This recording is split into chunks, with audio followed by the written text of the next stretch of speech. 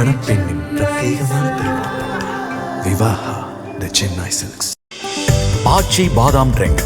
ஆச்சி பாதாம் ட்ரிங்க் ஒன்னு வாங்கினா ஒன்னு free. Periyar Maniammai Institute of Science and Technology, Tanjavur. CSE with specialization in AI and ML, data science, cybersecurity and more.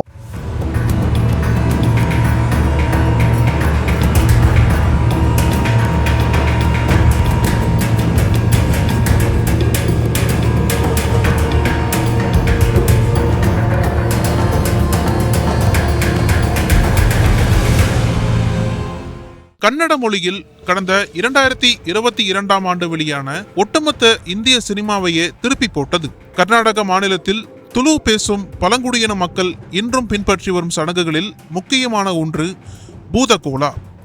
இந்த தெய்வ வழிபாட்டையும் காடுகளுக்கும் மனிதர்களுக்கும் இருக்கும் தொடர்பையும் அடிப்படையாக வைத்து ஆக்ஷன் த்ரில்லர் பாணியில் இந்த படத்தை இயக்கினார் பிரபல நடிகர் ரிஷப் செட்டி. இப்படம் கன்னடம் மட்டுமின்றி தமிழ், தெலுங்கு என பல மொழிகளிலும் வெளியாகி வசூல் சாதனை படைத்தது. இந்த நிலையில் ரிஷப் செட்டி காந்தாரா சாப்டர் 1 என்ற தலைப்பில் காந்தாரா படத்தின் 2ஆம் பாகத்தை இயக்கி வருகிறார். வழக்கம் போல் அவரது இயக்கத்தில் அவரே கதாநாயகனாக நடித்து வரும் நிலையில் காந்தாரா படப்பிடிப்பில் நடக்கும் மர்மங்கள் அனைவரையும் அதிர்ச்சிக்குள்ளாக்கி வருகிறது. காந்தாரா 2 படத்தில் பணியாற்றிய தொழில்நுட்ப கலைஞரான கபில் என்பவர் கடந்த மாதம் கேரளாவில் சௌபர்ணிகா நதியில் மூழ்கி உயிரிழந்தார். இதே படத்தில் நடித்து வந்த நகைச்சுவை நடிகர் ராகேஷ் புஜாரி கடந்த மாதம் தனது நண்பரின் திருமண நிகழ்ச்சியில் நடனமாடும் போது மாரடைப்பு ஏற்பட்டு உயிரிழந்தார். அவரை தொடர்ந்து சில நாட்கள் முன்பு காந்தாரா படப்பிடிப்புக்காக வந்திருந்த கேரள மாநிலம் திருச்சூரை சேர்ந்த விஜு VK தனது விடுதியில் தங்கியிருந்த போது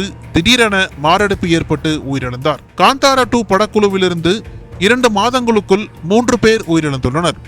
இச்சம்பவம் பெரும் பரபரப்பை ஏற்படுத்திய நிலையில் தற்போது அரங்கேறிய விபத்து என்பது கர்நாடக சினிமாவையே பதற்றத்தில் ஆழ்த்தியுள்ளது. காந்தாரா 2 படப்பிடிப்பு விறுவிறுப்பாக நடந்து வருகிறது. அதன்படி கர்நாடக மாநிலம் சிவமோகா மாவட்டத்தில் உள்ள மானி அணையில் படகில் வைத்து படப்பிடிப்பு நடந்து கொண்டிருந்தது. இதில் நடிகர் ரிஷப் செட்டி உட்பட நடிகர்கள் மற்றும் படப்பிடிப்பு குழுவினர் என 30க்கும் மேற்பட்டோர் கலந்து கொண்டிருந்தனர். இதனிடையே படகில் சென்றவர்கள் யாரும் முழுமையாக நீரில் மூழ்கிவிடாத அளவிற்கு பாதுகாப்பான இடத்திலேயே காட்சிகள் படமாக்கப்பட்டுள்ளன. இச்சூழலில் யாரும் எதிர்பாராத சமயத்தில் அங்கு காற்றின் வேகம் அதிகமாக வீசியதால் படக்குழுவினர் சென்ற படகு திடீரென கவிழ்ந்தது. இதனால் நடிகர் ரிஷப் செட்டி உட்பட அனைவரும் அணை நீரில் தத்தளித்தனர். அவர்களில் சிலர் நீச்சல் அடித்து கரைக்கு வந்தனர். மற்றவர்களை அங்கு ஏற்கனவே தயாராக இருந்த மீட்பு படையினர் பாதுகாப்பாக கரைக்கு கொண்டு வந்தனர். எனினும் படப்பிடிப்புக்கு பயன்படுத்தப்படும் கேமராக்கள் மற்றும் படப்பிடிப்புக்கு தேவையான கருவிகள், நவீன எந்திரங்கள், உபகரணங்கள் உள்ளிட்டவை அணை நீரில் மூழ்கி வீணாகி போயின. ஒரே விபத்தில் பல லட்சம் ரூபாய் மதிப்புள்ள பொருட்கள் மொத்தமாக வீணாகிய நிலையில் நல்வாய்ப்பாக இந்த விபத்தில் யாருக்கும் எந்த பாதிப்பும் இல்லை.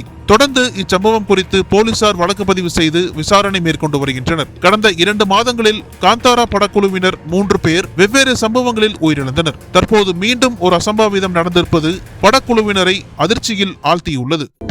அனல் பறக்கும் செய்திகளை அப்டேட் செய்து கொள்ள நக்கீரன் களத்தை இப்பவே சப்ஸ்கிரைப் பண்ணுங்க.